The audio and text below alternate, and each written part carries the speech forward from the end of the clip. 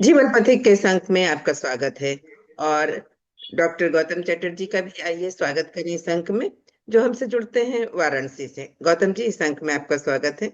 बहुत बहुत अभिनंदन मेनका जी। आप कैसे हैं? बढ़िया है, अच्छे हैं। गौतम जी, एक बात बताइए कि आपको गीता और नाट्य शास्त्र, ये दो पे बहुत अच्छा लगता है बात करना, बहुत प्रिय विषय है आपका ये।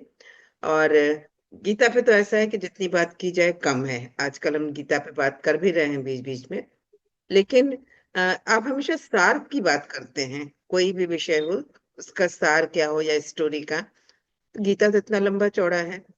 अगर गीता का सार आपको कहने को कहा जाए या बताने को कि आप कुछ सेंटेंसेस में या कुछ पैराग्राफ्स में बताइए, तो आप क्या कहेंगे? बहुत अच्छा प्रश्न है। और जो हमारा माइंड है, जिसको संस्कृत में चित्त कहा गया है, उसको आप कंट्रोल कर लीजिए तो वो गीता है। उसको आप अगर प्रेजेंट करिए, परफॉर्म कर दीजिए तो वो नाट्य शास्त्र है। क्या बात है। और ये तो हुआ एक लाइन में, अगर एक ही तरह की भाषा में दोनों ग्रंथों को कहा जाए। क्योंकि चित्त की वृत्तियों का निरोध योग है ना। तो चित्त की वृत्तियों का निरोध जो है वो गीता है। और चित्त की वृत्तियों का प्रदर्शन जो है वो जी नाट्यशास्त्र है। अब जी अगर जी। सिर्फ गीता की बात करें हम्म। तो गीता का सार मुझे लगता है कि गीता में बहुत अच्छी अच्छी बातें कही गई हैं।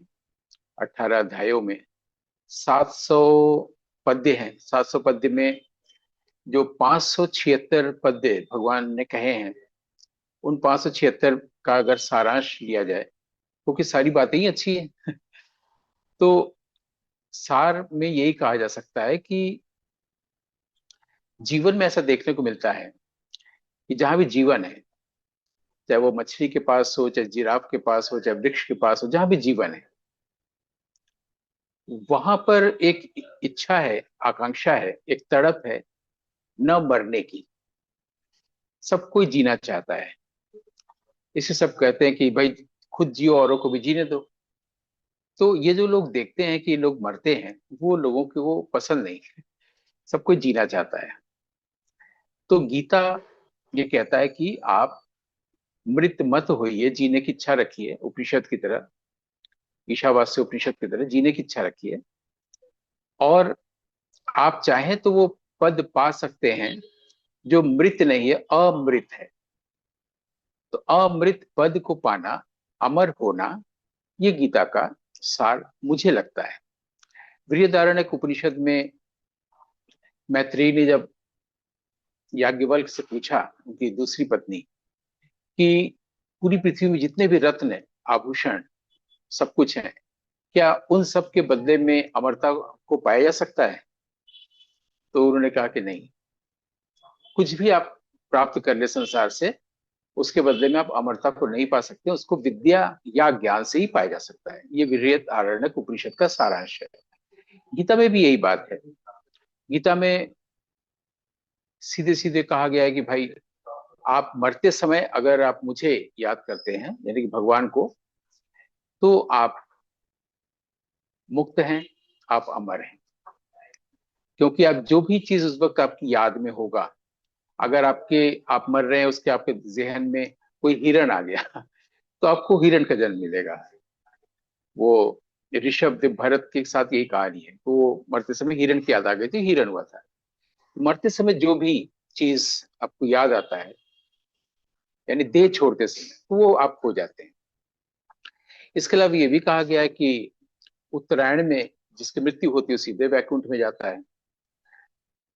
ये जो मकर संक्रांति होती है, उस दिन सूरज जो है वो दक्षिणायन से उत्तरायण में आता है 6 महीने के लिए। तो उस दिन से लेकर 6 महीने तक अगर किसी का देहांत होता है तो उसको वैकुंठ मिलता है। इसको शुक्ल गति कहते हैं। यानी बार बार मृत्यु के बाद जो मुक्ति या मोक्ष की बात आती है, अमरता की, मुझे लगता है कि ये पूरे इसका सारांश है। वो काशी में आके गंगा नहाने से नहीं होता, या त्राटक का अभ्यास करने से नहीं होता, लेकिन ज्ञान या विद्या से होता है।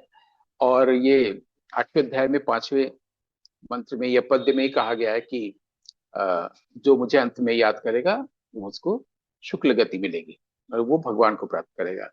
और 8वें अध्याय में कई 24वें पद्य में कहा गया है कि आप उत्तरायण में अगर जिसका निधन होता है उसके साथ ऐसा होता है। लेकिन ये कैसे याद आए, देहांत के समय कैसे भगवान की याद आए। तो जाहिर सी बात है, एक हमारे यहाँ इसको हम योग कहना चाहेंगे कि अभ्यास एक बहुत बड़ी चीज है। चाहे आप संगीत का अभ्यास करें, चाहे आप पढ़ाई लिखाई हाई स्कूल इंटर में कोई या कोई एग्जाम देने जा रहे हो उसका अभ्यास करें, अभ्यास एक योग है। तो वैराग्य और अभ्यास से, ये भगवान ने कहा है, पतंजलि ने भी कहा है कि वैराग्य योग अभ्यास से आप चाहे तो युक्त हो सकते हैं, युक्त पुरुष हो सकते हैं। और आपको फिर ये नहीं करना होगा कि आपको शरीर में तकलीफ हो रही है, आप भगवान को याद नहीं कर पा रहे हैं, हिरण याद आ जा रहा है। तो अभ्यास और वैराग्य कहा गया है कि अभ्यास एक योग है दरअसल। अभ्यास करने से आप कोई योग नहीं करते, अभ्यास ही योग है। आप लेकिन किस चीज का अभ्यास करें। हम लोग को कोई सितार सिखाता है और हम सितार सीखने जाते हैं तो उसका अभ्यास करते हैं ना। तो जब हम कोई चीज सीखते नहीं है या किसी ने सिखाया है तो भी नहीं सीखते, तो अभ्यास करेंगे किसका। यहाँ पर इसीलिए कहा गया है, जो ये वही करता है जो कवि होता है, जो क्रांतिदर्शी होता है, जो अत्यंत बुद्धिमान होता है, जो धीर होता है, उसी को सिखाया जाता है, वही सीखता है, वही अभ्यास करता है और वही अमर होता है। तो मुझे लगता है गीता का सारांश यही है कि हम कैसे न मरे और हम अमर हैं, इसको कैसे हम, इसका बोध हो। देह और जो भी मृत्युशील है उसको उसकी गति होने दे, हम तो हमेशा ही शुक्ल गति में हैं। यही है।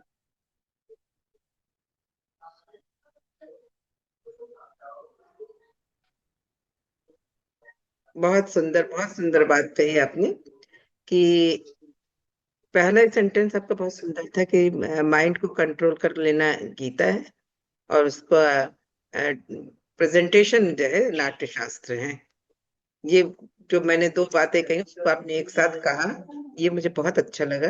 और दूसरी बात कि हम अमर हैं, इसका बोध, गीता का सार यही है।